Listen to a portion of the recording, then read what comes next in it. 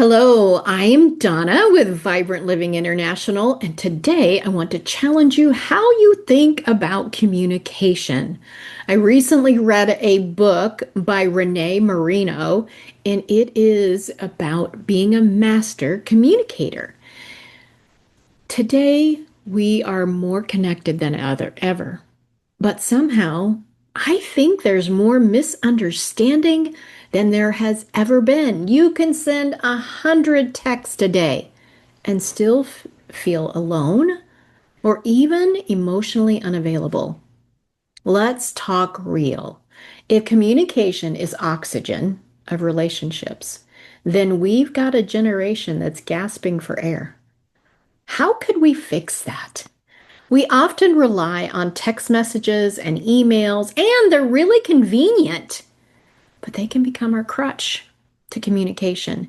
I've never seen a generation of people, adults, young people, all of us together, that have stopped talking and becoming real together. Have you ever had the thing where you might text just one word, like good? But it can be read as calm. It can be read as annoyed. It could be read as cold. It could be read as passive aggressive, depending on the person reading it. We've stopped listening and assume intention from a screen. We're not communicating. We're actually storytelling. And this is a story we're creating all by ourselves. Yet we do this all the time based on emojis or delayed replies or that dreaded, they've read it screen, they've seen it, but there's no response. What does that mean? Texting may be easy, but real communication is vital and actually holy, and it requires your voice. Your actual voice, because it's golden. Another thing that happens is Renee calls it the 3-act play. Someone doesn't respond the way you think. That's act 1. You build a whole drama in your head. That's act 2. And 3, you act on the fiction as if it was fact. When one honest phone call could have cleared it all up. I've done it. You've done it. We've all gone into mental rehearsals based on what we're presuming, and it's truly based on nothing. Our mind loves to fill in the blanks, but God calls us to seek for truth. Real relationships, not assumptions. Say it with me. When my brain starts spinning like a ball, I must stop and give them a call. Here is the communication hierarchy that she recommends, and so do I. The absolute best communication is in person. The second is a video call. I can see you and I can hear you. Then a phone call, because hearing is better than reading. The absolute worst for clarity or any conflict resolution is text or email. Pick up the phone and call somebody. Do an audio message by text is even better, because face-to-face reveals more than words ever could. You hear the pause. You hear the tone. You might even see the tear. You can feel the energy. Ephesians 4:29 said, let everything you say be good and helpful, so your words will be an encouragement. Text messages inform, but only your presence can transform. Only your voice is actually clarity and truth. So when it's important, don't just text. Talk.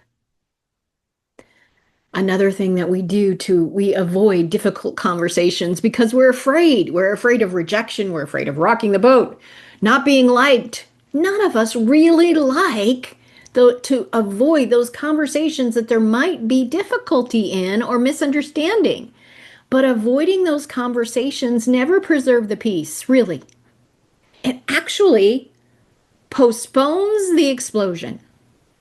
When we don't speak up, resentment grows. When we don't clarify, assumptions fill in the gap.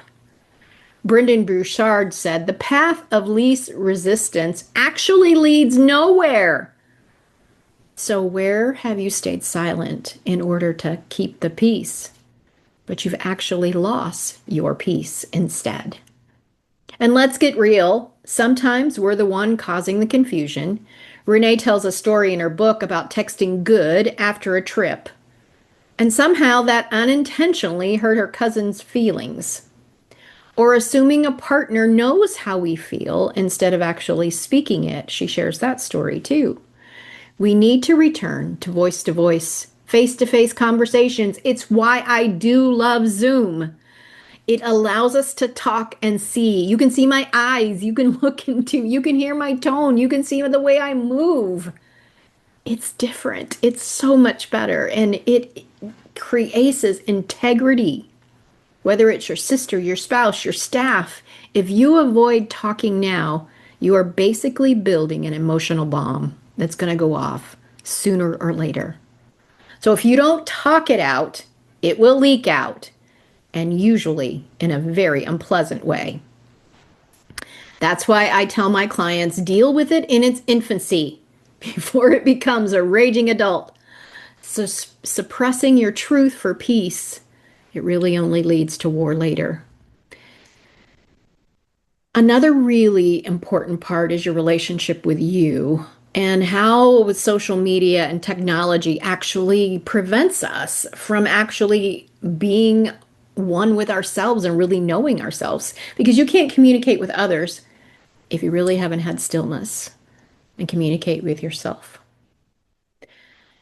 Jamie Kern Lima's story that's in the book, her book is proof that her billion-dollar success started with tuning in to her inner truth. So what questions have you avoided about yourself? Do you have moments of stillness where there's actually no phones, technology, just you and God and your thoughts? What am I really feeling? Why did I react like that? What do I want to say that I haven't said? If you're not checking in with yourself, you will keep ghosting your own voice. Psalms 139:23 says, search me, God, and know my heart. And that's one of the most powerful conversations that you can have. So let's get practical.